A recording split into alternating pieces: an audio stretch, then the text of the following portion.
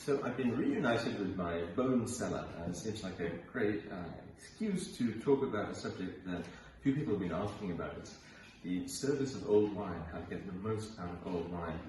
We wait a long time, they can be very expensive, but then they're sometimes rather tricky to serve in optimal conditions. So for me there are three aspects of it. The first is removing the cork, essential but quite complicated at times. Excuse my young child making some background noise.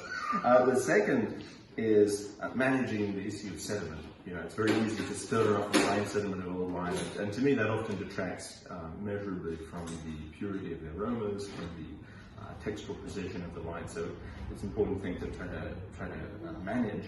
And then the third is the most controversial aspect about the whole thing, which is aeration. And you decant wines or not, you open them and leave them for hours and then taste them and so on. I think we'll get into that. But the first and most important thing is obviously extracting the cork. There are a number of tools for this. Most simple and tried and tested is obviously the Rail friend, which I use a lot, but with all the corks, I don't make a point of honor of using that. There's a very practical tool. It's this thing called the Durand, which has a screw which stops the cork being pushed into the wine when you use these blades to extract it. So I'm going to use these on a 1961 Château La Gaffelière, and this is actually one of my favorite 1961 Bordeaux. I think it's one of the least famous great 61s. I mean, a magical vintage of very low yields after spring frosts. And this is on the Saint-Emilion coast, right next to Château Ozone. So you see, you put the screw in, change the cork in place, and then put right angles to that. You go in with these two blades, and you wriggle them. You don't just try to push them in. I remember the first time I tried to use one of these things, I'd only read about it. I tried to push them in, and of course, I made the cork go straight into the bottle. A fountain of wine came out, and much amusement was had by my friends. But you see, it works really pretty effectively. And this is a pretty old cork, so this would be a difficult cork to extract intact without this device. And not that it couldn't be done, but this is just very simple. So you see, out it came. It's a beautiful cork. Back then, the Bordeaux Chateau got really good quality corks, mirror face even. And this is this sort of proprietary thing. I use seafood picks to extract, any little shards. If the cork breaks, you can use two. You can actually put them in together and pull out large pieces of cork. I mean, it's a great tool and incredibly cheap. So well worth the investment. The other really important thing is to thoroughly clean the neck of the bottle, the inside of the bottle, because you get all sorts of funky mold developing under the capsule, especially wine like this, which would be, I think, hand bottled. Still at this stage, so wine splashes around, you get mold.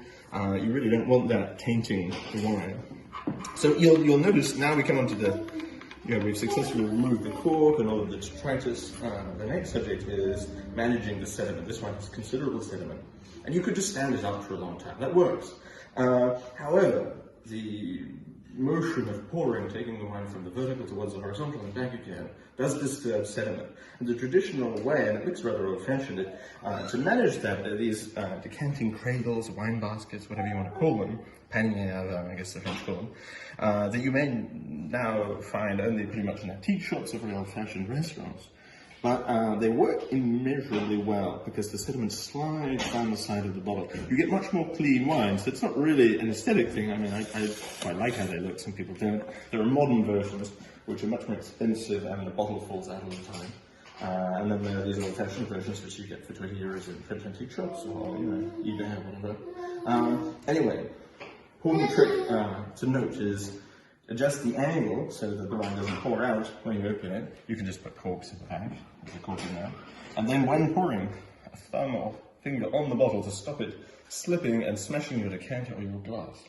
So I'm going to decant this because I think most, old Bordeaux benefits from decanting. And again, the old-fashioned way is to have a candle underneath, that you can use a light from an iPhone just as well.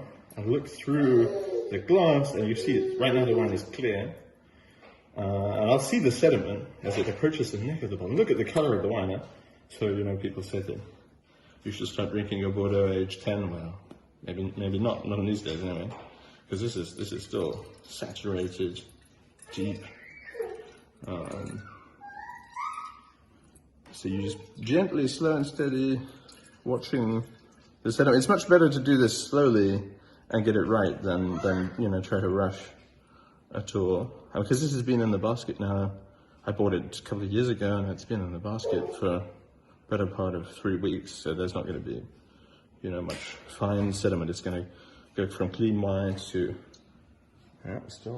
we begin to get something. Yeah. So you'll see the yield of wine from this bottle is incredible. I mean, that's incredibly good for wine with a lot of sediment. And if you stood it up, I don't think it would have got quite as much. And, not giving away these things, so it's worth getting as much out of them as you can. There you go. I mean, some people say that decanting doesn't make any difference, it's bad for wine. I tend to decant pretty much all Bordeaux, a lot of Rhone wines, and not decant Burgundy. I use the baskets to pour Burgundy, and then you don't get the sediment stirred up. I don't know, the wine is a very complex chemical substance. We're talking about reduction, oxidation, equilibria that you also by decanting. We're talking about also gas exchange.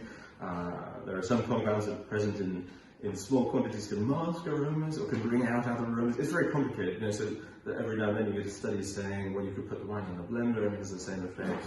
Well, empirically speaking, this is the method that works for me. A lot of bottles. You get a feel also for what works. There are some bottles I wouldn't decant, but this one is. I mean, you look at it, it's still looks like a 20-year-old wine. I mean, somebody said that was 1982. I think go believe them. So anyway, there you go. I mean, we managed not to make a mess of it and spray wine onto the ceiling or anything. So that's always reassuring. Thanks for listening.